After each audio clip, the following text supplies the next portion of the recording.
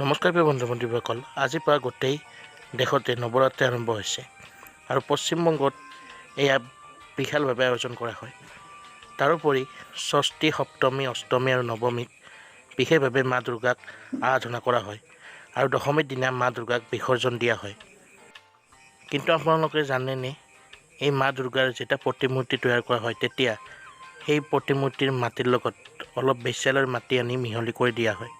কিয় এনে কৰা হয়, আহক ভিডিঅ'টোত আমি জানি লওঁ। বলক তেন্তে ভিডিঅ'টো আমি আৰম্ভ কৰোঁ। মা দুৰ্গাৰ মূৰ্তি বনাবলৈ 4টা বস্তুৰ বিশেষভাৱে দৰকাৰ হয়।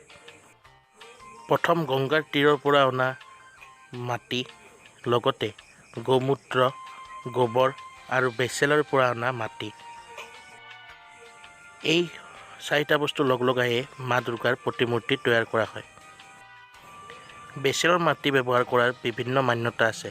সেই মান্যতা অনুসৰি ব্যক্তি এজন যেতিয়া বেচেলত যায় তেতিয়া তেওঁ বেচেলৰ চোতালত নিজৰ পবিত্ৰতা এৰি যায় আৰু সেইকাৰণে বেচেলৰ বাহিৰৰ মাটি সকলোতকৈ পবিত্ৰ বুলি গণ্য কৰা হয়। ইয়াৰ উপৰিও বেশ্যাসকলক বিভিন্ন কৰ্মৰ পৰা মুক্তি দিবলৈ এই মাটিৰ দ্বাৰা মূৰ্তি বনাই তেওঁলোকক সেই কৰ্মৰ পৰা মুক্তি দিবলৈ প্ৰয়াস কৰা হয়। বন্ধু-বান্ধৱীসকল, যদি ভিডিঅ'টো ভাল পালে লাইক, কমেণ্ট আৰু শ্বেয়াৰ কৰি দিব। লগতে এনে ধৰণৰ ভিডিঅ' সদায় পাবলৈ আমাৰ চেনেলটো ছাবস্ক্ৰাইব কৰি দিব।